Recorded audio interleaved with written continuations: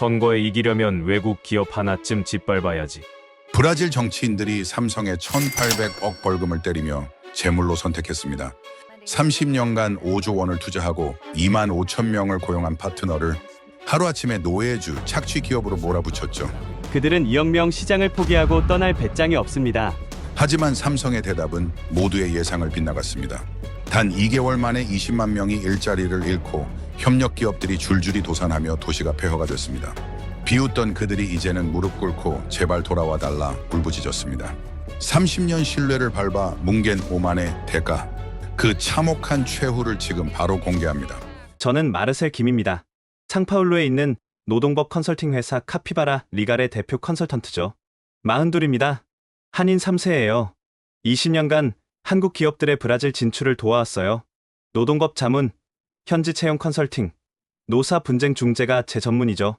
삼성, LG, 현대차 모두 제 고객이었습니다. 브라질 사람으로서 한국 기업의 성공을 도울 때마다 묘한 자부심을 느꼈어요. 저는 두 나라를 모두 사랑했거든요. 그런데 그날 새벽 믿을 수 없는 전화를 받았습니다. 새벽 5시였어요. 삼성전자 브라질 법인 법무이사 강석훈 이사였죠. 마르셀, 지금 당장 마나우스로 와줘야겠어. 큰일 났어. 목소리가 떨리고 있었습니다. 무슨 일이냐고 물었더니 그가 한숨을 내쉬었어요.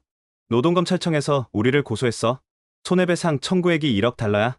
우리 돈으로 1,500억 원. 순간 머리가 하얘졌습니다. 혐의가 뭔데요? 제 질문에 강 이사는 잠시 침묵했습니다. 장시간 노동, 불법 파견직 고용, 노조 설립방해, 3년간 조사했대. 증거도 다 확보했다는군. 가슴이 철렁 내려앉았어요. 브라질 노동법은 까다롭기로 유명하거든요. 특히 룰라, 정부 이후로 더 엄격해졌습니다. 언제까지 대응해야 하는데요? 30일, 한 달 안에 합의 못하면 법정 가는 거야. 그리고 충격적인 말이 이어졌습니다. 마르셀, 이게 단순한 노동 분쟁이 아닐 수도 있어. 정치적 냄새가 나거든. 곧 있을 선거에서 PT당이 외국 기업 때리기 카드를 꺼낸 것 같아. 사무실이 발칵 뒤집혔어요. 저는 즉시 비행기를 예약했습니다. 상파울루에서 마나우스까지 4시간. 그 시간 동안 최악의 시나리오들이 머릿속을 스쳐갔습니다. 1,500억 원이면 삼성 브라질 법인 1년 순이익의 절반이 넘는 금액이었거든요. 이건 단순한 벌금이 아니었습니다. 브라질이 삼성에게 선전포고를 한 거였어요. 그리고 제가 마나우스에 도착했을 때 상황은 제 상상보다 훨씬 더 심각했습니다. 마나우스는 아마존 밀림 한가운데 있는 도시입니다. 브라질 북부 아마조나스 주의 주도죠. 인구 200만 명. 1960년대에 자유무역지대로 지정되면서 외국 기업들이 몰려들었어요. 삼성은 1995년에 이곳에 공장을 지었습니다. TV, 냉장고, 스마트폰을 만드는 곳이에요. 직원이 2만 5천 명. 브라질에서 가장 큰 전자제품 공장 중 하나였죠. 공항에서 택시를 타고 공장으로 향했습니다. 차창 밖으로 펼쳐진 아마존의 녹색 숲이 장관이었어요. 하지만 그날따라 불길하게 느껴졌습니다. 공장 정문 앞에 도착했을 때 제 눈을 의심했어요. 거대한 삼성 공장 정문 앞에 사람들이 모여 있었거든요. 빨간 깃발을 든 노동자 수백 명이 구호를 외치고 있었습니다. 우리도 인간이다. 한국 기업의 착취를 멈춰라. 플래카드에는 더 자극적인 문구들이 적혀 있었어요. 15시간 노동은 노예 제도다. 삼성은 브라질을 떠나라. 도대체 무슨 일이 벌어지고 있는 걸까요? 그 답을 찾기 위해 저는 노동자들 사이로 걸어 들어갔습니다. 공장 안으로 들어가기 위해 노동자들 사이를 비집고 나가는데 한 남자가 제 앞을 막았었어요. 30대 초반으로 보이는 노동자였습니다. 당신 삼성 사람이요? 그가 날카롭게 물었어요. 아니라고 하자 그는 조금 누그러진 표정을 지었습니다. 저는 후안 페레이라입니다. 이 공장 조립라인 노동자죠. 10년째 일하고 있어요. 후안은 저를 공장 밖 작은 카페로 데려갔습니다. 그리고 자신의 이야기를 쏟아내기 시작했어요. 아침 6시에 출근합니다. 밤 10시에 퇴근하죠. 하루 15시간입니다. 그가 말했어요. 화장실 가는 시간도 카운트돼요. 5분 이상 자리 비우면 경고받습니다. 점심시간은 30분. 밥 먹고 화장실 가면 쉬는 시간이 없어요. 더 충격적인 건 조립라인 속도였습니다. 스마트폰 한 대를 조립하는데 18초가 주어집니다. 18초마다 한 대씩 만들어야 해요. 조금이라도 느리면 라인이 멈춥니다. 그러면 모두가 저를 쳐다보죠. 그의 손이 떨리고 있었어요. 작년에 동료 하나가 쓰러졌습니다. 과로로 심장마비가 왔어요. 겨우 36살이었죠. 하지만 더 큰 문제는 고용 형태였습니다. 이 공장 직원 2만 5천 명 중에 60%가 파견직입니다. 저도 파견직이에요. 10년을 일했는데도 정규직이 못 됐죠. 후안이 쓴웃음을 지었어요. 삼성은 정규직 전환을 약속했습니다. 하지만 매년 핑계만 대더군요. 실적이 안 좋다. 본사 승인이 안 났다. 결국 우리는 평생 불안정한 일자리에 매달려야 하는 겁니다. 그가 마지막으로 한 말이 제 가슴을 찔렀습니다. 우리는 기계가 아닙니다. 우리도 가족이 있어요. 우리 아이들도 학교 가야 하고 우리 부모님도 병원 가야 합니다. 그런데 왜 우리만 이렇게 살아야 하죠? 다음날 저는 마나우스 노동검찰청을 방문했습니다. 이사벨라 산토스 검사를 만나기 위해서였어요. 39살의 여성 검사였습니다. 강경파로 유명했죠. 그녀의 사무실 벽면에는 서류 더미들이 쌓여 있었어요. 모두 삼성 관련 자료였습니다. 3년간 조사했습니다. 이사벨라 검사가 차갑게 말했어요. 증거가 산더미예요. 근로계약서 위조, 초과근무 기록 조작, 산업재해 은폐까지. 삼성이 브라질 노동법을 체계적으로 위반해왔다는 걸 확인했습니다. 그녀가 서류 하나를 꺼내 제 앞에 던졌습니다. 작년 한 해만 산업재해가 300건이었어요. 그중 사망사고가 3건입니다. 하지만 삼성은 제대로 신고하지 않았죠. 보상금 주기 싫었던 겁니다. 더 심각한 건 노조 설립 방해였습니다. 우리는 내부 문서를 확보했습니다. 검사가 다른 서류를 펼쳤어요. 삼성 브라질법인 인사팀의 이메일이에요. 노조 없는 기업 정책을 유지하라는 본사 지시가 있었습니다. 노조 가입자를 블랙리스트로 만들고 승진해서 배제했어요. 그녀가 저를 똑바로 쳐다봤습니다. 브라질은 더 이상 값싼 노동력 공급지가 아닙니다. 우리도 존중받을 권리가 있어요. 외국 기업이라고 해서 우리 법 위에 있는 게 아닙니다. 하지만 1억 달러는 너무 과한 거 아닌가요? 제가 물었습니다. 이사벨라 검사는 냉소적으로 웃었어요. 삼성이 브라질에서 한 해 버는 돈이 얼마인 줄 아세요? 10억 달러가 넘습니다. 1억 달러는 그들에게 푼돈이에요. 이 정도는 때려야 정신을 차리죠. 검찰청을 나와 저는 삼성 브라질 법인 본사로 향했습니다. 강석훈 법무이사가 회의실에서 저를 기다리고 있었어요. 그의 표정은 지쳐 보였습니다. 검사 만나고 왔어요? 그가 물었습니다. 고개를 끄덕이자 그는 한숨을 쉬었어요. 뭐라고 하던가요? 증거가 많다고 하더군요. 특히 노조 설립 방해 관련해서. 강 이사가 책상을 탁 쳤습니다. 노조 설립 방해라니요. 우리는 브라질 법을 철저히 준수했습니다. 노조를 막은 적이 없어요. 단지 노조가 필요 없을 만큼 좋은 대우를 해준 거죠. 그가 자료를 꺼내 보여줬습니다. 우리가 지급하는 급여를 보세요. 마나우스 지역 평균 임금보다 30% 높습니다. 법정 최저임금의 1.5배예요. 매년 10%씩 인상했고요. 브라질 인플레를 고려하면 실질 구매력도 계속 올라갔어요. 복지 혜택도 나쁘지 않았습니다. 직원 식당 무료, 출퇴근 버스 제공, 건강검진 연 2회, 자녀 학자금 지원까지 합니다. 이게 착취하는 기업이 할 짓입니까? 초과근무 문제에 대해서도 강 이사는 반박했어요. 초과근무는 직원들이 원해서 하는 겁니다. 더 벌고 싶어서죠. 우리가 강제한 적 없어요. 오히려 적정 근무 시간을 지키려고 노력했습니다. 하지만 직원들이 더 일하고 싶다고 하는데 어떻게 막습니까? 파견직 문제도 마찬가지였습니다. 파견직을 쓰는 건 수요 변동 때문입니다. 성수기에는 생산량이 2배로 늘어요. 그때만 인력이 필요한 거죠. 모두 정규직으로 뽑으면 비수기에 감당이 안 됩니다. 이건 전 세계 제조업의 일반적인 관행이에요. 그가 목소리를 높였습니다. 우리는 30년간 브라질에 5조 원을 투자했습니다. 직간접 고용만 10만 명이에요. 브라질 GDP의 1.2% 기여하고 있죠. 세금도 매년 수천억 원씩 냅니다. 이게 착취입니까? 강 이사의 눈빛이 흔들렸습니다. 우리는 브라질을 믿고 왔어요. 장기 투자를 했죠. 그런데 이제 와서 악덕 기업 취급을 받습니다. 이건 배신이에요. 마르셀, 30년 신뢰를 하루아침에 짓밟는 겁니다. 상황은 더 복잡해지고 있었습니다. 며칠 후 브라질리아에서 충격적인 뉴스가 터졌어요. 노동당 PT당 의원들이 국회에서 긴급 토론회를 열었습니다. 저는 TV를 통해 그 장면을 지켜봤어요. PT당 원내대표가 단상에 올라 연설을 시작했습니다. 외국 기업들, 특히 한국 기업들은 브라질을 더 이상 값싼 노동력 공급처로 여기지 말아야 합니다. 그가 목소리를 높였어요. 우리 노동자들은 존중받을 권리가 있습니다. 삼성의 노동 착취를 더 이상 용납할 수 없습니다. 야당에서는 반대 의견이 나왔습니다. 일자리가 먼저입니다. 야당 의원이 소리쳤어요. 삼성이 떠나면 2만 5천 명이 실직합니다. 그 책임을 누가 질 겁니까? 하지만 PT당은 물러서지 않았습니다. 삼성이 브라질을 떠날 리 없습니다. 또 다른 의원이 말했어요. 2억 인구의 거대 시장을 포기할 기업은 없어요. 그들이 협박하는 겁니다. 우리가 굴복하면 안 됩니다. 언론들도 가세했습니다. 브라질 주요 일간지들이 일제히 삼성을 비판하는 기사를 실었어요.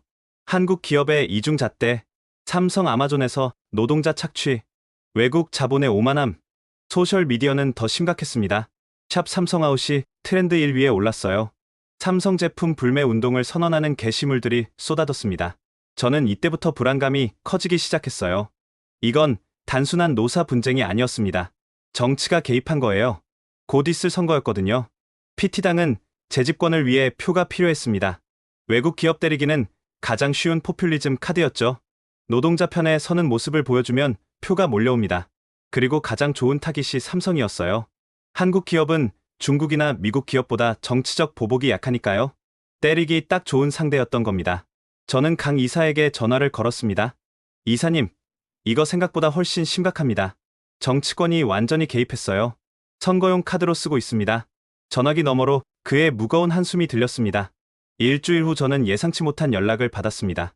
익명의 제보자가 만나고 싶다는 거였어요. 장소는 마나우스 외곽의 작은 카페였습니다. 그곳에서 저는 타이론 실바를 만났습니다. 50대 중반의 남자였어요. 그는 삼성협력업체의 전 간부였습니다. 저는 15년간 삼성과 일했습니다. 타이론이 조심스럽게 입을 열었어요. 부품 공급 업체의 생산 관리자였죠. 그런데 작년에 해고당했어요. 내부 고발을 했다는 이유로. 그가 서류 봉투를 제 앞에 놓았습니다. 이걸 보세요. 진실은 생각보다 복잡합니다. 서류를 펼치자 충격적인 내용들이 나왔어요. 삼성 본사는 깨끗했을 겁니다. 타이론이 말했어요. 하지만 현지 법인은 달랐죠. 실적 압박이 엄청났거든요. 본사에서는 매년 10% 성장을 요구했어요. 그걸 맞추려면 어떻게든 비용을 줄여야 했습니다. 가장 쉬운 방법이 인건비 절감이었습니다. 정규직을 파견직으로 바꿨어요. 같은 일을 시키는데 인건비는 30% 줄어듭니다. 초과근무 수당도 제대로 안 줬죠. 서류상으로는 8시간 근무로 기록하고 실제로는 12시간 일 시켰어요. 더 심각한 건 협력업체들이었습니다. 삼성 직영 공장은 그래도 나았어요. 하지만 협력업체는 지옥이었죠. 타이론의 목소리가 떨렸습니다. 우리 공장에서는 직원들이 하루 16시간 일했습니다. 휴일도 없었어요. 월급은 제때 못 줬고요. 왜 그렇게까지 한 겁니까? 삼성이 납품 단가를 계속 낮췄거든요. 타이론이 쓴웃음을 지었어요. 매년 5%씩 단가를 깎았습니다. 우리는 살아남으려면 어떻게든 비용을 줄여야 했어요. 결국 직원들에게 전가된 겁니다. 그가 고개를 떨구었습니다. 제가 본사에 이 문제를 보고했어요. 이대로는 안 된다고 했죠. 하지만 묵살당했습니다. 오히려 제가 문제를 만든다고 해고당했어요. 타이론은 마지막으로 이렇게 말했습니다. 비난받아야 할 건 삼성만이 아닙니다. 브라질 정부도, 협력업체도, 심지어 노동자들도 책임이 있어요. 우리 모두가 이 구조를 만든 겁니다. 하지만 지금은 모든 화살이 삼성으로만 향하고 있죠. 이건 공평하지 않아요. 저는 그날 밤 잠을 이룰 수 없었습니다. 진실은 훨씬 복잡했어요. 선과 악으로 나눌 수 없는 문제였습니다. 타이론의 증언 후 저는 독자적인 조사에 나섰습니다. 진실을 직접 확인하고 싶었어요. 며칠간 공장 주변을 돌아다니며 노동자들을 만났습니다. 첫 번째로 만난 건 조립라인 노동자 카를로스였어요. 20대 후반의 청년이었습니다. 초과 근무 안 하면 생활이 안 됩니다. 카를로스가 솔직하게 말했어요. 기본급만으로는 한 달 살기도 빠듯해요. 집세, 식비, 교통비 내고 나면 남는 게 없거든요. 그래서 초과 근무를 자청하는 겁니다. 하지만 하루 15시간은 너무 긴 거 아닌가요? 물론 힘들죠. 하지만 선택권이 없어요. 그가 한숨을 쉬었습니다. 브라질 물가가 얼마나 빨리 오르는지 아세요? 작년 한 해 인플레가 30%였어요. 삼성이 임금을 10% 올려줬다고 하지만 실질적으로는 20% 삭감된 거예요. 이건 제가 미처 생각 못한 부분이었습니다. 다음으로 파견직 노동자 마리아를 만났어요. 35살 싱글맘이었습니다. 저는 5년째 파견직입니다. 마리아가 말했어요. 정규직 되고 싶죠. 하지만 현실적으로 어려워요. 브라질 노동법이 정규직을 너무 보호하거든요. 그게 나쁜 건가요? 기업 입장에서는 부담이죠. 마리아가 설명했습니다. 정규직은 해고가 거의 불가능해요. 정당한 사유 없이 자르면 막대한 보상금을 줘야 하거든요. 그러니 기업들이 정규직 뽑기를 꺼리는 겁니다. 이건 노동법의 역설이었어요. 노동자를 너무 보호하려다 오히려 고용을 막는 거였습니다. 저는 경제학 교수 호베르투 페레이라도 만났습니다. 그는 브라질 노동시장 전문가였어요. 브라질의 진짜 문제는 구조입니다. 호베르투 교수가 말했어요. 높은 인플레, 복잡한 세법, 경직된 노동법. 이 모든 게 기업들을 압박하죠. 그리고 그 압박이 결국 노동자에게 전가됩니다. 그가 자료를 보여줬습니다. 브라질에서 직원 1명 고용하는 데 드는 총 비용이 급여의 2배입니다. 세금과 사회보장비가 급여만큼 들어가거든요. 그러니 기업들이 인건비를 줄이려고 안간힘을 쓰는 거예요. 교수는 이렇게 결론 지었습니다. 삼성만 나쁜 게 아닙니다.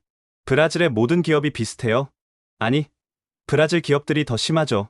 적어도 삼성은 평균 이상 급여를 줍니다. 문제는 시스템이에요. 하지만 지금은 그 모든 화살이 삼성으로만 향하고 있어요. 저는 혼란스러웠습니다. 누가 옳고 누가 그른 걸까요? 노동자들의 고통은 진짜였습니다. 하지만 삼성만 탓할 수는 없었어요. 이건 브라질 경제 구조 전체의 문제였으니까요. 그러던 어느 날 저는 충격적인 정보를 입수했습니다.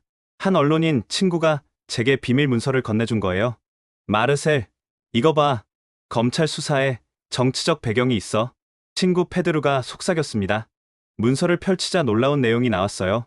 검찰이 삼성 수사를 시작한 시점이 묘하게도 페트로브라스 부패 스캔들 직후였던 겁니다. 페트로브라스는 브라질 국영석유 회사예요.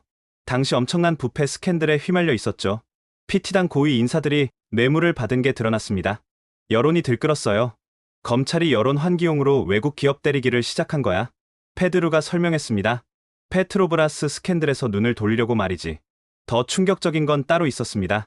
며칠 후 저는 익명의 검찰 관계자를 만났어요. 그는 신분 노출을 극도로 꺼렸습니다.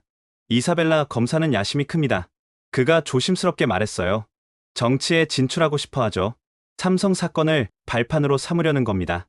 외국 기업과 싸워 이기면 영웅이 되니까요. 하지만 증거는 진짜 아닌가요? 증거는 맞아요. 그가 인정했습니다. 삼성이 완벽하게 깨끗하지는 않죠. 하지만 브라질 기업들은 더 심각합니다. 왜 하필 삼성만 걸까요? 정치적으로 반격이 약하니까요.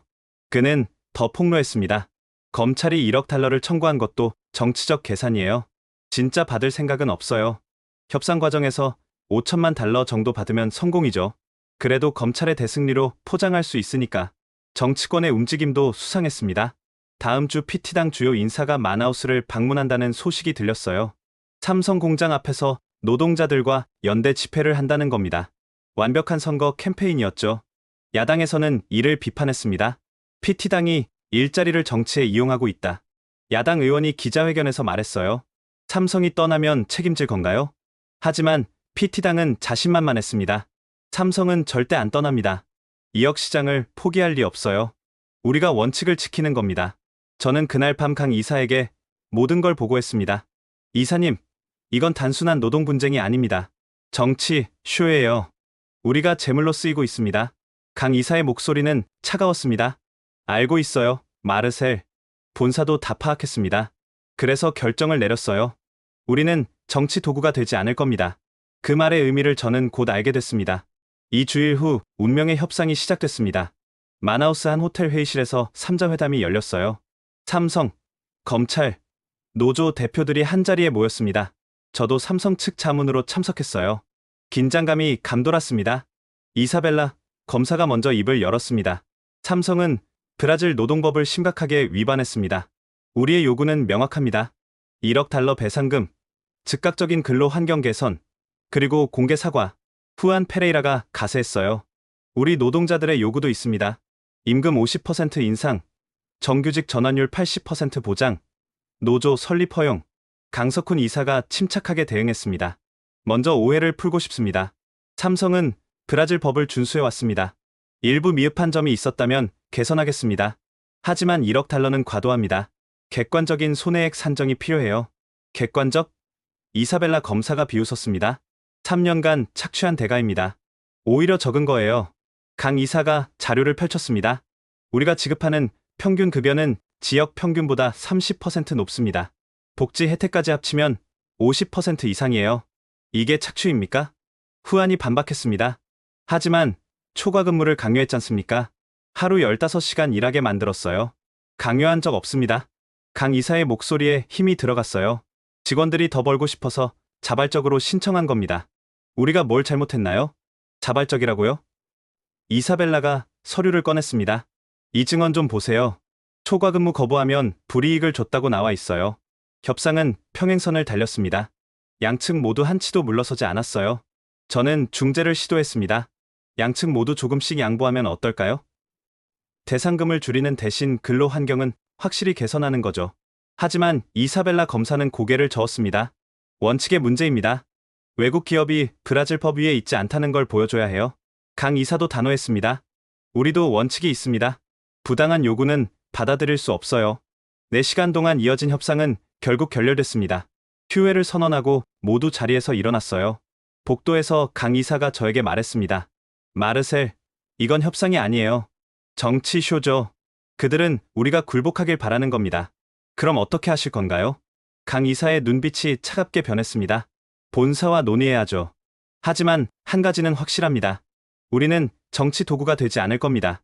그날 밤 저는 불길한 예감에 잠을 이룰 수 없었습니다. 협상 결렬 다음 날 브라질 언론은 일제히 삼성을 비난했습니다. 삼성 협상 거부. 오만한 외국 기업. 브라질을 우습게 보나? 이런 헤드라인들이 쏟아졌어요. 그리고 더 충격적인 발언이 나왔습니다. 아마조나스 주지사 카를로스 시우바가 기자회견을 열었어요. 그는 친기업 성향으로 알려져 있었는데 이번엔 태도가 달랐습니다. 삼성이 떠나고 싶으면 떠나라. 주지사가 당당하게 말했어요. 우리에겐 2억 인구 시장이 있습니다. 브라질은 중남미 최대 경제권이에요. 삼성 없어도 얼마든지 다른 기업이 올 겁니다. 그의 자신감은 근거가 있었습니다. 이미 LG, 소니, 중국 기업들이 관심을 보이고 있습니다. 마나우스 자유무역지대의 세금 혜택은 여전히 매력적이거든요. 삼성 자리는 금방 채워질 겁니다. 경제 전문가들도 비슷한 의견이었어요. 삼성이 브라질을 떠날 리 없다. 한 경제학자가 TV 인터뷰에서 말했습니다. 2억 소비 시장을 포기한다는 건 말이 안 돼요. 중국 리스크 때문에 대안을 찾는 기업들에게 브라질은 최적의 선택지입니다. 노조도 강경했습니다. 우리는 물러서지 않습니다. 후안이 공장 앞 집회에서 외쳤어요. 삼성이 협박해도 소용없어요. 브라질 2억 국민이 우리 뒤에 있습니다. 집회에 모인 노동자들이 함성을 질렀어요. 삼성, 아웃. 브라질 노동자 만세. 소셜미디어도 들끓었습니다. 샵 삼성 보이콧이 트렌드에 올랐어요. 삼성 제품 불매 운동이 확산됐습니다. 심지어 한국 문화에 대한 반감까지 번졌어요. K-팝 콘서트 취소, 한국 드라마 방영 중단 요구까지 나왔습니다. 저는 상파울루 한인 사회를 대표하는 단체에서 연락을 받았어요. 마르셀 씨, 우리 한인들이 위험합니다. 한인 회장이 걱정스러운 목소리로 말했어요. 거리에서 한국 사람이라고 욕먹는 일이 생기고 있어요. 한인 식당에 낙서도 당했고요. 상황이 걷잡을 수 없이 커지고 있었습니다. 그런데 브라질 정부와 언론은 한 가지를 간과하고 있었어요. 삼성이 진짜로 떠날 수도 있다는 가능성을요. 아니, 정확히는 믿고 싶지 않았던 겁니다. 2억 시장을 포기할 기업은 없을 거라고 확신했으니까요. 하지만 그들은 몰랐습니다. 한국 기업들이 얼마나 자존심이 강한지를요. 일주일 후 삼성이 움직였습니다. 강석훈 이사가 긴급 기자회견을 열었어요. 저도 그 자리에 있었습니다. 강 이사가 단상에 올라 준비한 성명서를 꺼냈습니다. 그의 표정은 굳어 있었어요. 먼저 브라질 국민 여러분께 말씀드립니다. 그가 입을 열었습니다. 삼성은 30년간 브라질과 함께 성장해 왔습니다. 이 땅을 제2의 고향으로 여겼습니다. 회의장이 조용해졌어요. 하지만 최근 상황은 우리를 매우 실망시켰습니다. 일방적인 비난과 정치적 이용, 그리고 협상 불가능한 요구들, 이는 상호 신뢰를 근본부터 흔드는 일입니다. 기자들이 숨을 죽였습니다. 따라서 삼성전자는 다음과 같이 결정했습니다. 강 이사가 한 템포 쉬었어요. 앞으로 30일 내에 합리적인 합의가 이루어지지 않으면 마나우스 공장의 단계적 생산 축소를 검토하겠습니다. 회의장이 술렁였습니다. 또한 당초 계획했던 50억 달러 규모의 신규 투자를 전면 재검토합니다. 여기에는 R&D 센터 확장, 스마트 공장 건설, 부품 현지화 프로젝트가 포함됩니다. 한 기자가 손을 들었어요. 그럼 정말 브라질을 떠날 수도 있다는 건가요? 강 이사가 그를 똑바로 쳐다봤습니다. 신뢰가 깨진 곳에서는 미래를 계획할 수 없습니다. 이는 협박이 아닙니다. 기업의 생존을 위한 합리적 판단입니다. 대안은 있습니까? 이미 멕시코, 베트남과 협의를 시작했습니다. 강 이사가 담담하게 대답했어요. 브라질만이 유일한 선택지는 아닙니다. 폭탄 선언이었습니다. 기자회견이 끝나고 저는 강 이사를 따로 만났습니다. 이사님, 정말 떠날 건가요? 그가 무거운 표정으로 고개를 끄덕였습니다. 본사가 결정했어요. 이미 멕시코 몬테레이에 대체 부지를 물색했습니다. 최악의 경우 6개월 안에 생산 라인을 이전할 수 있어요. 하지만 2만 5천 명이 일자리를 잃어요. 알아요. 강 이사의 목소리가 떨렸습니다. 그게 가장 마음 아파요. 하지만 선택권이 없어요, 마르셀. 우리가 굴복하면 앞으로도 계속 이렇게 당할 겁니다. 어디까지 양보해야 하죠? 오늘 1억 달러 주면 내일은 2억 달러 요구할 거예요. 그는 창밖을 바라봤습니다. 30년 신뢰를 하루아침에 짓밟았어요. 우리를 정치 도구로 썼죠. 이제 그 대가를 치를 시간입니다. 저는 그날 밤 잠을 이룰 수 없었습니다. 재앙이 시작되고 있었어요. 삼성의 최후 통첩 이후 일주일 만에 첫 번째 도미노가 무너졌습니다. 마나우스에 있는 삼성협력업체 3곳이 동시에 파산을 신청한 겁니다. 부품 공급사들이었어요. 삼성이 주문을 대폭 줄이자 버티지 못한 거죠. 저는 그중 한 곳을 방문했습니다. 플라스틱 부품을 만드는 업체였어요. 사장 호르헤 알베스가 텅 빈 공장에서 저를 맞았습니다. 15년을 삼성과 일했습니다. 호르헤가 허탈한 표정으로 말했어요. 우리 매출의 90%가 삼성이었죠. 한 달 전부터 주문이 뚝 끊겼어요. 그의 공장에는 500명이 일했습니다. 모두 해고됐어요. 은행 대출금이 산더미예요. 갚을 길이 없습니다. 파산 말고는 방법이 없었어요. 호르헤의 눈가가 붉어졌습니다. 500가족이 하루아침에 거리로 나앉았어요. 제 잘못입니다. 비슷한 상황이 다른 협력업체들에서도 벌어졌습니다. 부품업체 60개 중 3곳이 파산했고 실효곳이 구조조정에 들어갔어요. 직접 실직자가 1,500명, 간접 영향까지 합치면 5,000명이 넘었습니다. 은행들도 비상이 걸렸어요. 협력업체들에게 빌려준 돈이 회수 불가능해졌습니다. 지역은행 지점장이 말했어요. 연쇄 부실이 시작됐어요. 대출 심사를 전면 중단했습니다. 신규 대출이 막히자 멀쩡한 업체들도 자금난에 빠졌습니다. 선순환이 악순환으로 바뀌는 순간이었어요. 마나우스 상공회의소가 긴급 성명을 냈습니다. 삼성 사태가 지역 경제 전체를 위협하고 있습니다. 정부는 즉각 대책을 마련해야 합니다. 하지만 브라질 정부의 반응은 여전히 안일했어요.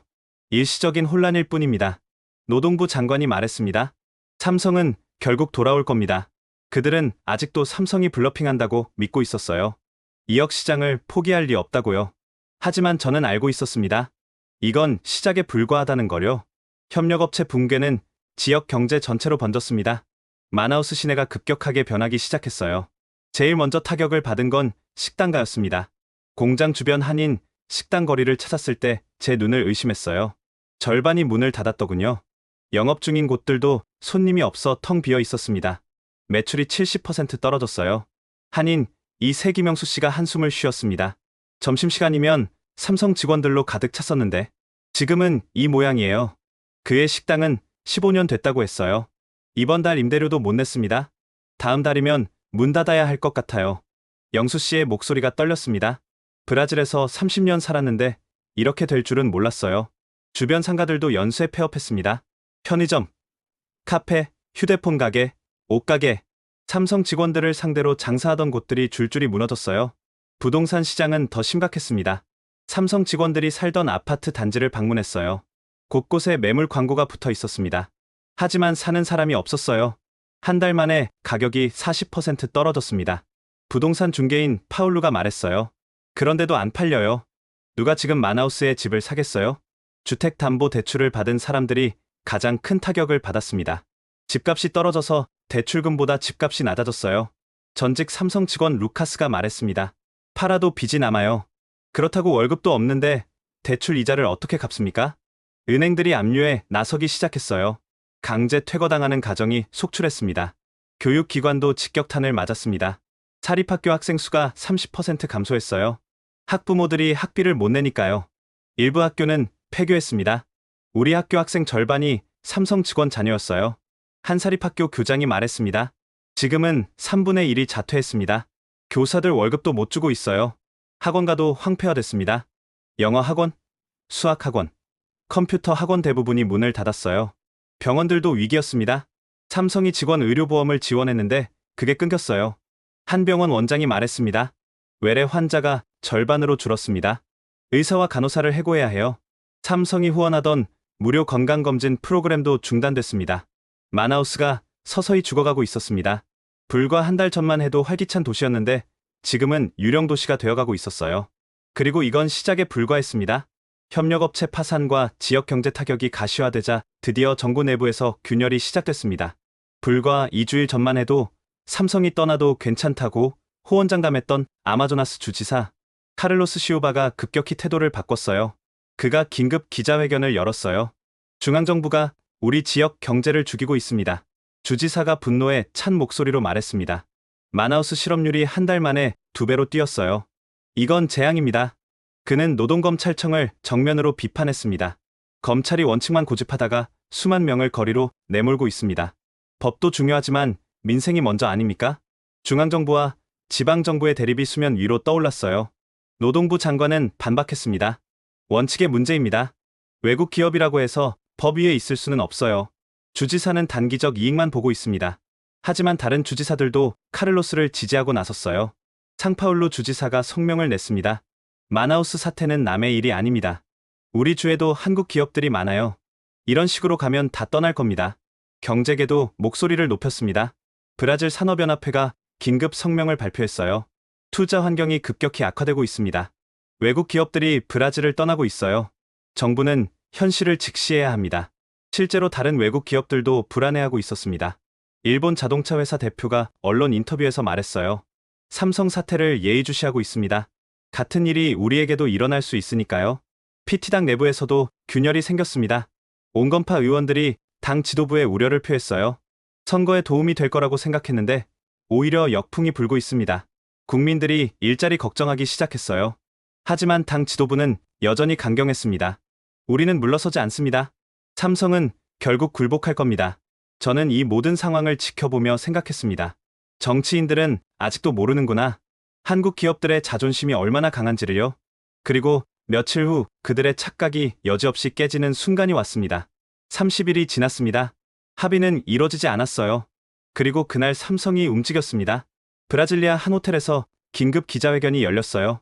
전 세계 언론이 주목했습니다. 저도 그 자리에 있었어요.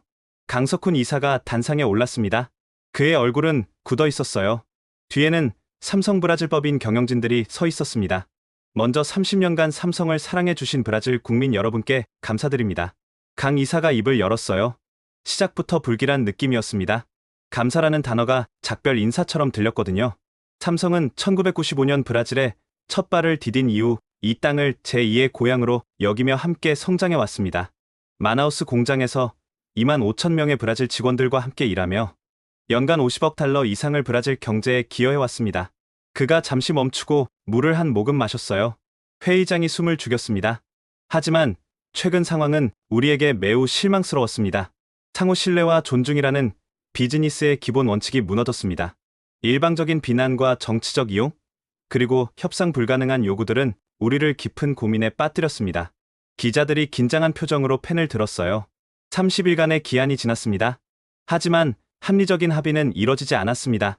강 이사의 목소리가 무거워졌어요. 따라서 삼성전자는 다음과 같이 결정했습니다. 회의장이 정적에 휩싸였습니다. 마나우스 공장의 단계적 생산 축소를 즉시 시작합니다. 향후 6개월에 걸쳐 생산 라인을 멕시코와 베트남으로 이전할 예정입니다. 회의장에서 탄성이 터져 나왔어요. 몇몇 브라질 기자들이 벌떡 일어섰습니다. 그럼 2만 5천 명은 어떻게 됩니까? 한 기자가 소리쳤어요. 강 이사가 침착하게 대답했습니다. 희망퇴직을 신청하는 직원들에게는 법정 기준보다 50% 높은 퇴직금을 지급하겠습니다. 재취업 교육 프로그램도 제공할 것입니다. 하지만 현실적으로 대부분의 직원을 유지할 수는 없습니다. 더 충격적인 발표가 이어졌습니다. 그리고 당초 계획했던 50억 달러 규모의 신규 투자를 전면 백지화합니다. 강 이사가 말했어요. 여기에는 R&D 센터 확장, 5G 통신 인프라 구축, 부품 현지화 프로젝트가 포함됩니다. 이 투자는 멕시코 몬테레이로 변경될 예정입니다. 50억 달러, 브라질 돈으로 250억 헤알, 엄청난 금액이었어요. 이 투자가 실행됐다면 직간접 고용만 20만 명이 생겼을 겁니다. 한 기자가 물었습니다. 왜 이런 극단적인 결정을 내렸습니까? 강 이사의 대답은 차가웠습니다. 신뢰가 깨진 곳에서는 미래를 계획할 수 없습니다. 오늘 1억 달러를 요구하면 내일은 2억 달러를 요구할 겁니다. 이런 불확실성 속에서 장기 투자는 불가능합니다. 이는 감정적 결정이 아닙니다. 기업의 생존을 위한 합리적 판단입니다. 기자회견이 끝나고 회의장은 아수라장이 됐어요. 브라질 기자들이 삼성 관계자들을 붙잡고 질문 공세를 퍼부었습니다. 저는 밖으로 나와 하늘을 올려다봤어요. 재앙이 시작됐습니다. 삼성의 발표가 끝나고 불과 2시간 후 더 충격적인 소식이 터졌습니다. LG전자가 성명을 발표한 겁니다. 저는 회사 이메일로 그 내용을 받았어요. 손이 떨렸습니다. LG전자는 캄피나스 공장의 신규 투자 계획을 전면 중단합니다. 성명서는 간결했어요. 브라질의 예측 불가능한 사업 환경으로 인해 장기 투자를 지속하기 어렵다고 판단했습니다. 캄피나스 공장은 상파울루 인근에 있었습니다. 가전제품을 만드는 곳이었죠. 8,000명이 일하고 있었어요. LG는 이곳에 20억 달러를 추가 투자해 공장을 2배로 확장할 계획이었습니다. 하지만 이제 그 계획은 사라졌어요. 2시간 후 현대자동차도 움직였습니다. 현대자동차는 상파울루 공장의 생산 규모를 축소합니다. 현대차 브라질법인 대표가 발표했어요. 연간 생산량을 현재 10만 대에서 5만 대로 줄일 것입니다. 생산 감축은 곧 인력 감축을 의미했습니다. 4,000명 중 절반이 일자리를 잃게 됐어요. 더 충격적인 건 미래 계획의 취소였습니다. 전기차 생산 계획을 철회합니다. 현대차 대표가 말했어요. 25억 달러 규모의 배터리 공장 건설도 취소됩니다. 이 투자는 멕시코로 변경될 예정입니다. 브라질의 전기차 시대 꿈이 사라지는 순간이었어요. 그리고 진짜 충격은 따로 있었습니다. 한국 중소기업들이 집단으로 움직인 겁니다. 삼성, LG, 현대와 거래하던 60개 한국 기업들이 동반 철수를 선언했어요. 대기업이 떠나는데 우리만 남아서 뭘 하겠습니까? 자동차 부품 업체 대표가 말했습니다. 거래처가 없으면 사업이 안 돼요. 이들 중소기업은 브라질 전역에 퍼져 있었습니다. 마나우스, 상파울루, 리우, 쿠리치바, 총 고용 인원이 2만 명이 넘었어요. 저는 그날 오후 상파울루 한인 상공회의소에 갔습니다. 긴급 회의가 열리고 있었어요. 우리 한인 기업들이 전멸 위기입니다. 한 기업인이 말했습니다. 브라질 정부가 한국 기업을 적으로 돌렸어요. 더 이상 여기서 사업하기 힘듭니다. 회의실 분위기는 비통했습니다. 30년, 40년을 브라질에서 살아온 사람들이었어요. 이곳이 제2의 고향이었죠. 하지만 이제 떠나야 할 판이었습니다. 한인 2세와 3세들은 어떻게 합니까? 누군가가 물었어요. 이곳에서 태어난 아이들인데 한국으로 가라고 할 수도 없잖아요. 대답하는 사람이 없었습니다. 저는 회의를 나와 거리를 걸었어요. 상파울루 한인타운이 눈에 들어왔습니다. 한글 간판들이 즐비한 거리, 한국 식당, 한국 마트, 한국 학원. 이 모든 게 사라질 수도 있다는 생각에 가슴이 먹먹했습니다. 한국 기업의 집단 엑소더스가 시작됐어요. 그리고 그 여파는 상상을 초월했습니다. 한국 기업들의 집단 철수 발표 직후 브라질 경제가 요동쳤습니다. 다음날 증시가 개장하자마자 폭락했어요. 저는 TV로 그 장면을 지켜봤습니다. 보베스파 지수가 개장 5분 만에 5% 급락했어요. 서킷 브레이커가 발동됐습니다. 앵커가 당황한 목소리로 말했습니다. 올해 들어 처음입니다. 거래가 30분간 중단됐어요. 하지만 재개되자마자 다시 폭락했습니다. 장 마감 시점에 보베스파는 5.2% 하락으로 거래를 마쳤어요. 시가총액이 하루 만에 60조 헤알 증발했습니다. 우리 돈으로 12조 원이었죠. 외환시장은 더 심각했습니다. 헤알화 가치가 대미 달러 대비 8% 급락했어요. 환율이 하루 만에 4.2 헤알에서 5.3 헤알로 뛰었습니다. 외국인 투자자들이 브라질에서 돈을 빼고 있습니다. 경제 전문가가 TV에 나와 설명했어요. 브라질 리스크가 다시 점화됐어요. 실제로 외국인 자금이 대거 이탈하고 있었습니다. 골드만삭스가 브라질 투자 등급을 강등했어요. 투자 부적격 국가로 재분류합니다. 정책 불확실성이 너무 높아요. JP모건도 따라갔습니다.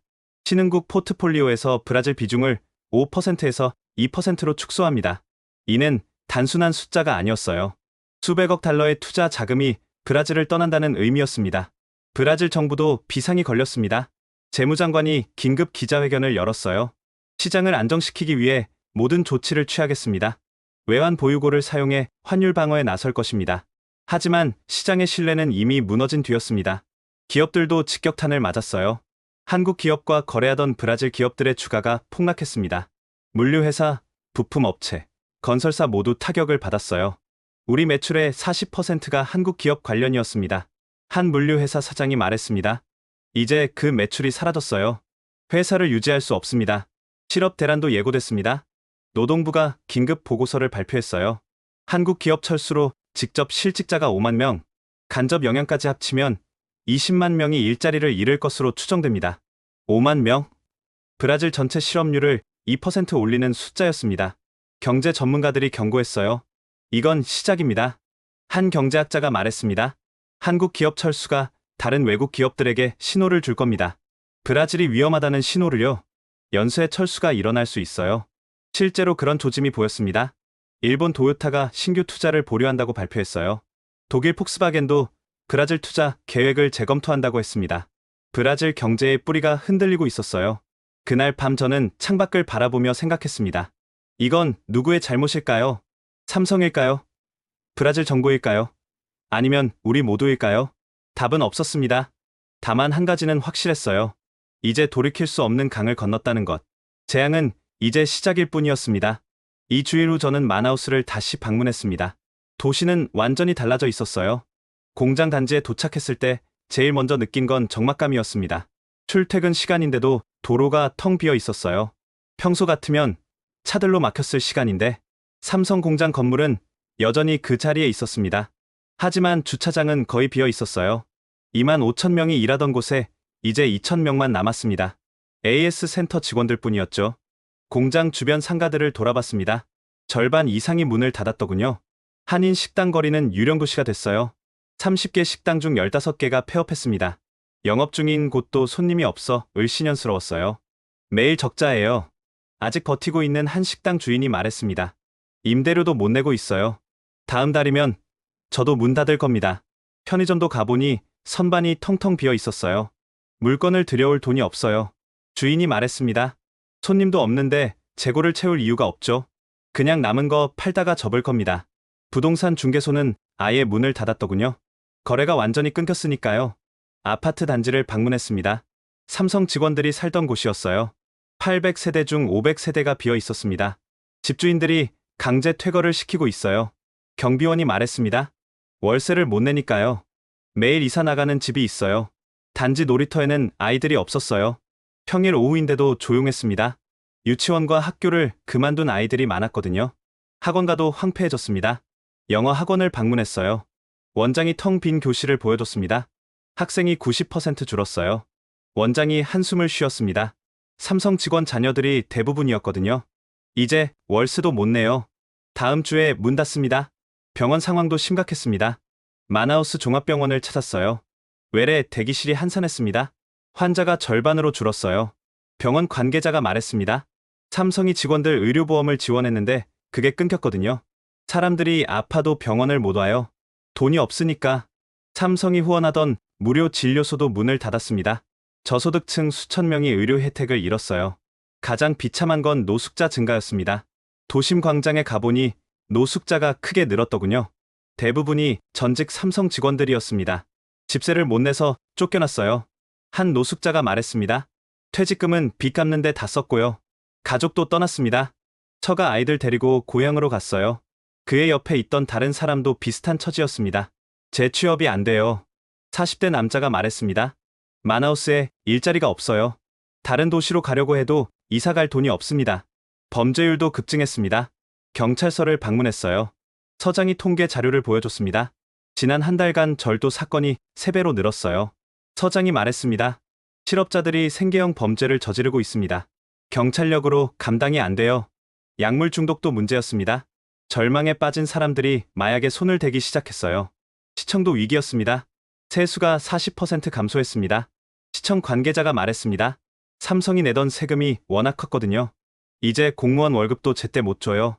공공서비스가 축소되기 시작했어요. 도로 보수, 쓰레기 수거, 치안 유지 모든 게 엉망이 됐습니다. 마나우스는 불과 2달 만에 활기찬 도시에서 죽어가는 도시로 변했습니다.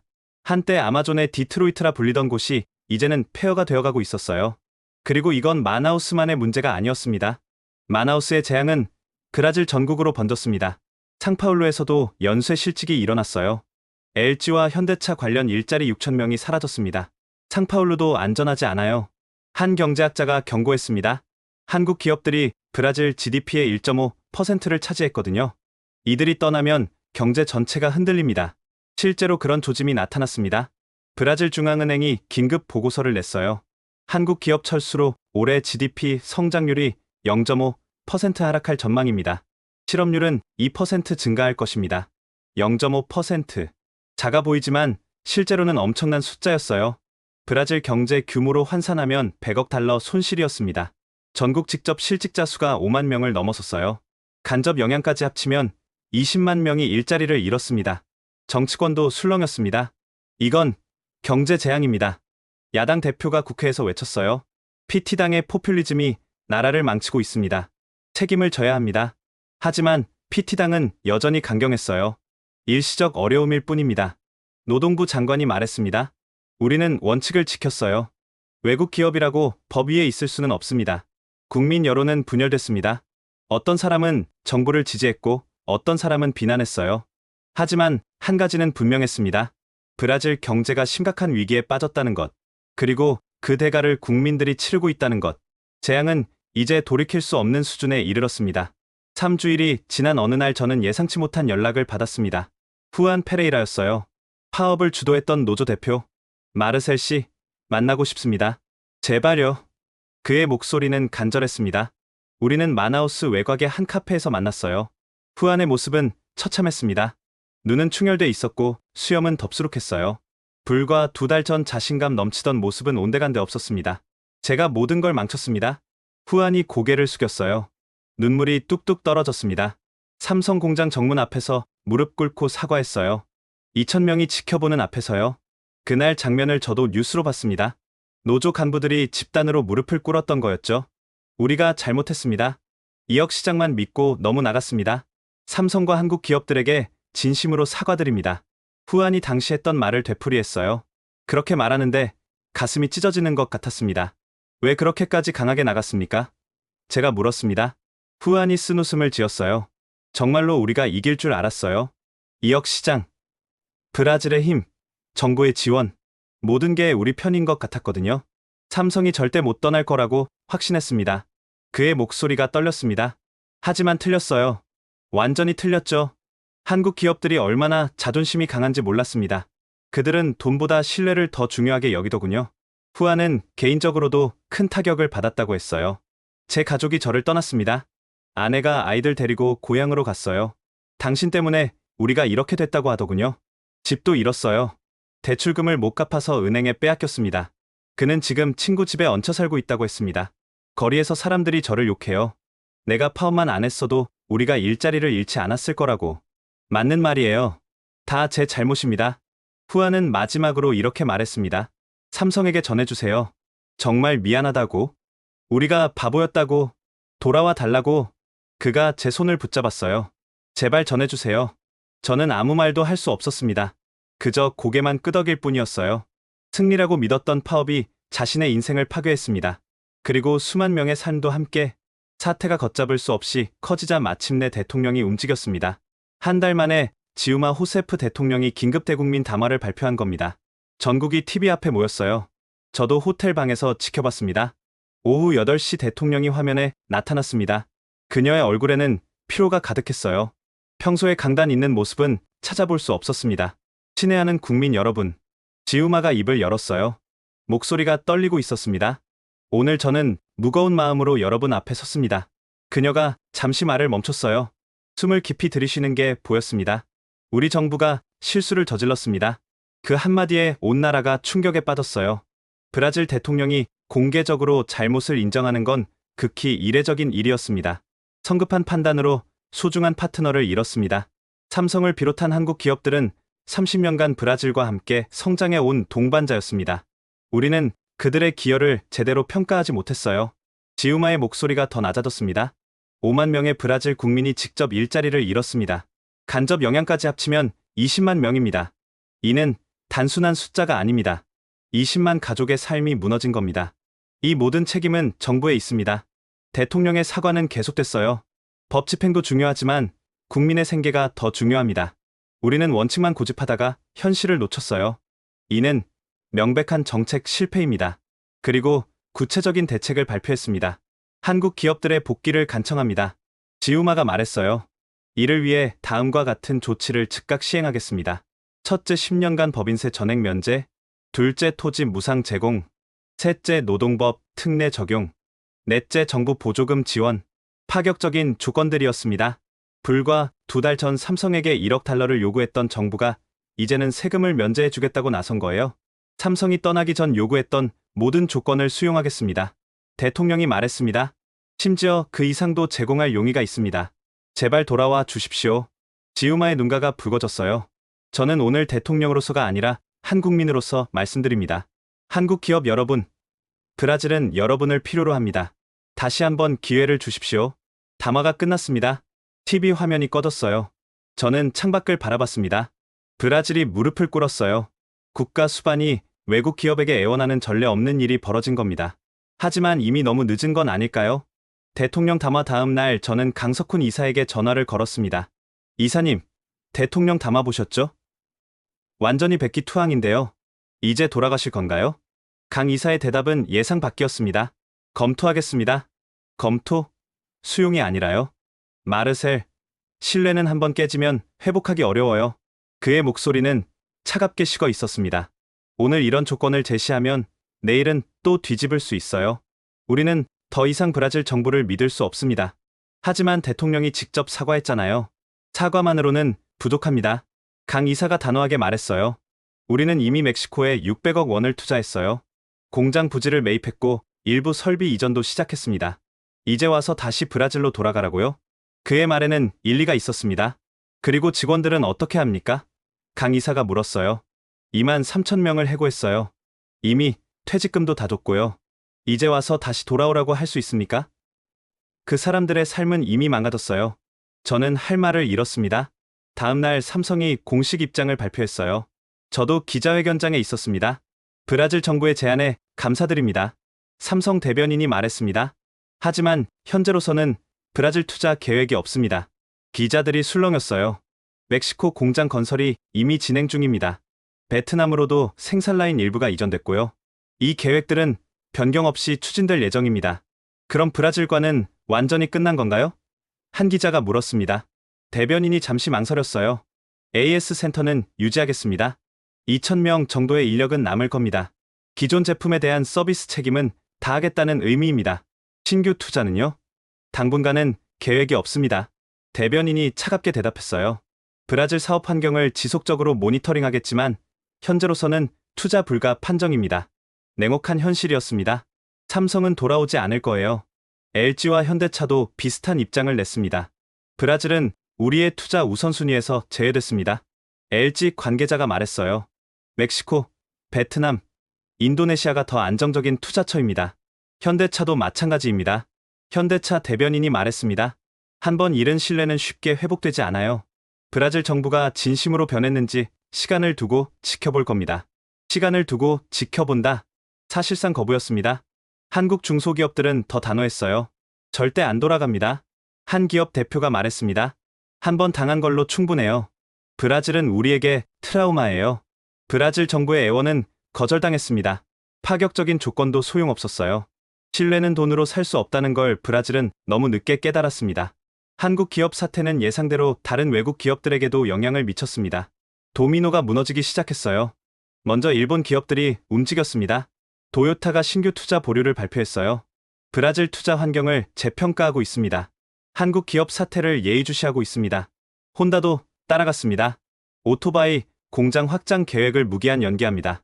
소니는 더 직접적이었어요. 마나우스 공장 생산량을 30% 축소합니다. 일부 라인을 태국으로 이전할 예정입니다. 유럽 기업들도 비슷했습니다. 독일 폭스바겐이 성명을 냈어요. 브라질 전기차 공장 계획을 재검토합니다. 정책 불확실성이 너무 높습니다. 지멘스도 투자 축소를 발표했습니다. 브라질 사업 규모를 20% 줄일 예정입니다. 프랑스 르노는 더 나갔어요. 브라질 생산 기지를 스페인으로 일부 이전합니다. 미국 기업들도 관망세로 돌아섰습니다. 브라질 리스크가 너무 높습니다. 한 미국 기업 대표가 말했어요. 한국 기업들처럼 우리도 당할 수 있어요. 신규 투자는 당분간 보류입니다. 실제로 외국인 직접 투자가 급감했어요. 브라질 중앙은행 통계가 나왔습니다. 올해 외국인 직접 투자가 작년 대비 40% 감소했습니다. 한국 기업 사태 이후 외국 자본이 브라질을 기피하고 있어요. 신용평가사들도 경고했습니다. 무디스가 브라질 신용등급을 한 단계 강등했어요. 투자 환경 악화와 정책 불확실성을 이유로 합니다. S&P도 따라갔습니다. 브라질을 주의 관찰 대상으로 지정합니다. 추가 강등 가능성이 있어요. 이는 단순한 등급 변화가 아니었습니다. 브라질이 돈을 빌리는 금리가 급등했어요. 국가 신용도가 떨어지니 이자를 더 내야 하는 거죠. 올해 이자 부담만 10억 달러 늘어났습니다. 재무부 관계자가 한숨을 쉬었어요. 브라질은 국제사회에서 고립되어 가고 있었습니다. 한국 기업들이 떠난 자리를 중국 기업들이 노렸습니다. 하지만 그들의 제안은 한국 기업들과 완전히 달랐어요. 화웨이가 먼저 나섰습니다. 삼성 마나우스 공장을 인수하겠습니다. 화웨이 남미 대표가 제안했어요. 단 조건이 있습니다. 조건은 터무니없었습니다. 공장을 무상으로 넘기고 10년간 세금을 면제해달라는 거였어요. 직원은 30%만 재고용하겠습니다. 화웨이 대표가 말했습니다. 나머지는 중국에서 데려올 겁니다. 삼성이 2만 5천 명을 고용했는데 화웨이는 7천 명만 쓰겠다는 거였죠. 샤오미도 비슷했습니다. 공장 건물만 임대하겠습니다. 샤오미 관계자가 말했어요. 직원은 1,000명 정도만 필요합니다. 대부분 자동화할 겁니다. 급여 조건도 형편없었어요. 삼성 급여의 60% 수준이었습니다. BYD도 가세했지만 조건은 마찬가지였어요. 브라질 정부는 난감했습니다. 중국 기업들을 받아들여야 할까요? 이건 선택이 아니라 굴욕입니다. 한 정부 관계자가 말했습니다. 한국 기업들은 정당한 대우를 원했어요. 하지만 중국 기업들은 시혜를 베푼다는 태도죠. 언론도 비판했습니다. 중국이 브라질을 호구로 보고 있다. 한 칼럼니스트가 썼어요. 한국 기업들이 얼마나 좋은 파트너였는지 이제야 알겠습니다. 결국 브라질 정부는 중국 제안을 거절했어요. 자존심이 허락하지 않았던 겁니다. 하지만 빈 공장은 그대로 남았습니다. 한국 기업도 없고 중국 기업도 없이 마나우스 공장은 유령처럼 서 있었어요. 한때 2만 5천 명이 일하던 곳. 이제는 아무도 없는 폐허. 결국 아마조나스 주정부도 태도를 바꿨습니다. 새로 부임한 주지사가 한국을 방문했어요. 직접 삼성 본사를 찾아간 겁니다. 서울 삼성타운 앞에서 주지사는 무릎을 꿇었습니다. 브라질 언론이 그 장면을 생중계했어요. 브라질을 대표해서 사과드립니다. 주지사가 말했습니다. 우리가 잘못했어요. 다시 한번 기회를 주십시오. 그는 파격적인 제안을 들고 왔어요.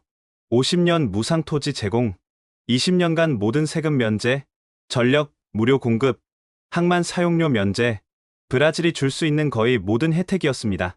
직원 채용도 삼성이 자유롭게 하세요. 노동법 특례를 적용하겠습니다. 노조 파업도 제한하겠어요. 한국 언론이 대서특필했습니다. 브라질 주지사 삼성 본사서 무릎 꿇어. 삼성 측 반응은 여전히 조심스러웠습니다. 제안에 감사드립니다. 삼성 대변인이 말했습니다. 검토하겠습니다. 하지만 거절은 아니었어요. 처음으로 검토라는 단어를 썼습니다. 작은 희망이었습니다. 주정부는 계속 노력했어요. 한국 대사관을 매주 방문했습니다. 한국 기업들에게 직접 편지를 쓰고 전화를 걸었어요. 저희가 변했습니다. 주지사가 말했습니다. 과거의 실수를 반복하지 않겠어요. 브라질 중앙정부도 움직였습니다. 외교부 장관이 서울을 방문했어요. 한국 정부와 한국 기업들을 만났습니다. 과거는 잊고 새롭게 시작합시다. 장관이 말했습니다. 하지만 한국 측 반응은 여전히 냉담했어요. 신뢰는 하루아침에 회복되지 않습니다. 한국 외교부 관계자가 말했습니다. 시간이 필요해요. 그래도 대화가 이어지고 있다는 건 긍정적이었습니다. 완전히 문을 닫은 건 아니었으니까요. 작은 희망의 불씨가 살아 있었습니다. 8개월이 지난 어느 날 삼성이 작은 제스처를 보였습니다. 삼성이 공식 성명을 냈어요. 마나우스 AS 센터를 유지합니다. 직원 2,000명은 계속 고용하겠습니다. 작은 숫자였지만 의미는 컸어요. 완전히 떠나는 게 아니라는 뜻이었으니까요. 저는 즉시 마나우스로 달려갔습니다. AS 센터에는 남아있던 직원들이 일하고 있었어요. 완전히 떠나지 않아서 다행이에요. 한 직원이 말했습니다. 2,000명이라도 남은 게 감사해요. 센터 책임자를 만났습니다. 본사 지시입니다. 그가 말했습니다. 브라질 시장을 완전히 포기하지는 않겠다는 거죠. 기존 고객에 대한 책임은 다하겠다는 의미입니다. 신규 투자 가능성은 있나요? 지켜봐야죠. 그가 조심스럽게 말했습니다. 브라질이 진짜 변했는지 확인해야 해요. 1년, 2년 지켜본 후에 판단할 겁니다. 희망의 불씨였습니다. 현대차도 비슷한 제스처를 보였어요. 상파울루 AS 센터는 유지합니다. 500명 고용을 지속하겠습니다. LG도 마찬가지였습니다. 서비스 센터는 운영합니다. 브라질 고객에 대한 책임을 다하겠어요. 한국 기업들은 완전히 떠나지 않았습니다. 최소한의 발판은 남겨둔 거예요. 이게 마지막 기회일 수도 있어요. 강석훈 이사가 제게 말했습니다. 브라질이 진짜 변한다면 우리도 다시 고려할 수 있어요. 하지만 최소 5년은 지켜봐야 합니다. 5년? 긴 시간이었습니다. 하지만 완전한 거절은 아니었어요. 한인 사회는 이 소식에 환호했습니다. 희망이 있어요. 한인 회장이 말했습니다. 완전히 끝난 게 아니에요. 우리가 다리 역할을 잘하면 언젠가 돌아올 수 있어요. 저도 그렇게 믿었습니다. 언젠가 한국 기업들이 다시 브라질로 올 거라고. 그날을 위해 준비하자고 다짐했습니다. 삼성 마나우스 공장 건물은 여전히 서 있었어요. 텅 비었지만 무너지지는 않았습니다. 언젠가 다시 불이 켜질 날을 기다리며 1년이 지났습니다. 저는 다시 마나우스를 방문했어요. 도시는 여전히 어려웠습니다. 하지만 조금씩 회복되고 있었어요. 공장 단지를 걸었습니다.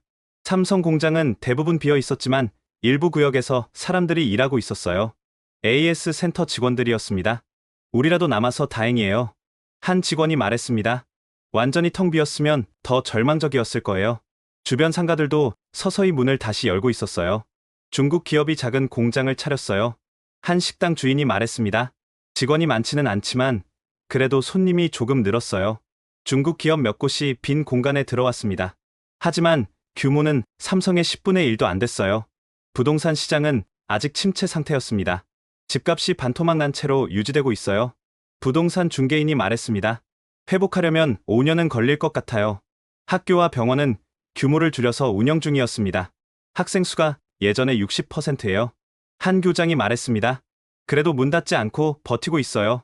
실업률은 여전히 높았습니다. 마나우스 실업률이 20%대를 유지하고 있었어요. 하지만 사람들은 포기하지 않았습니다. 우리는 살아남을 거예요. 한 시민이 말했습니다. 힘들지만 견디는 중이에요. 마나우스는 완전히 죽지 않았습니다. 간신히 숨을 쉬며 회복을 기다리고 있었어요. 언젠가 다시 활기를 되찾을 날을 꿈꾸며 한국 기업들도 배웠습니다. 현지 법 준수를 더 철저히 하겠습니다. 삼성 관계자가 말했습니다. 브라질 사태가 교훈이에요. 실제로 한국 기업들의 해외 사업장 관리가 강화됐어요. 노동법 준수, 투명한 고용, 현지 소통 강화, 장기적 관점이 중요해요. 한 경영학 교수가 말했습니다. 단기 이익만 쫓다가 모든 걸 잃을 수 있어요. 삼성이 브라질에서 배운 거죠. 현지화도 중요하다는 걸 깨달았습니다. 현지인을 더 많이 경영진에 등용해야 해요. LG 관계자가 말했습니다. 그들이 현지 상황을 더 잘 아니까요. 소통도 강화됐습니다. 정기적으로 노동자들과 대화하는 시스템을 만들었어요. 현대차 담당자가 말했습니다. 문제가 커지기 전에 해결하려고요. 하지만 가장 큰 교훈은 따로 있었습니다. 신뢰가 가장 중요해요. 한 기업인이 말했습니다. 돈으로 살 수 없는 게 신뢰죠. 한번 잃으면 회복하기 너무 어려워요. 브라질 사태는 한국 기업들에게도 값진 교훈을 남겼습니다. 이 모든 과정을 겪으며 저는 한국 기업의 진짜 가치를 배웠습니다. 한국 기업들은 달랐어요. 다른 나라 기업들과 단기 이익이 아니라 장기 관계를 봐요. 제가 깨달았습니다. 돈만 벌고 떠나는 게 아니라 함께 성장하려 하죠. 의리와 신의 한국적 가치였습니다. 한번 파트너가 되면 끝까지 책임져요. 제가 말합니다. 그게 한국 기업의 방식이에요. 일본은 기술을 숨겼습니다. 중국은 단기 이익만 챙겼어요. 하지만 한국은 진심으로 나눴습니다. 기술도 노하우도 진정한 동반자였어요. 제가 확신합니다. 그래서 저는 자랑스러워요. 한국의 피가 흐른다는 게 브라질 사람이면서 한국 사람인 제가 그 다리가 되겠습니다. 언젠가 두 나라가 다시 손잡을 그날까지.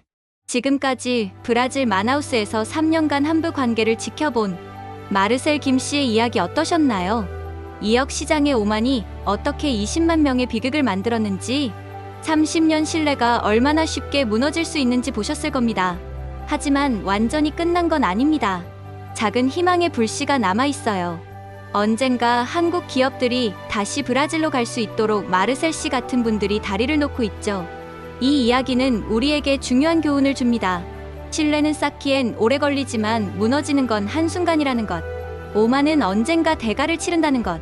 그리고 진정한 파트너십은 상호 존중에서 시작된다는 것.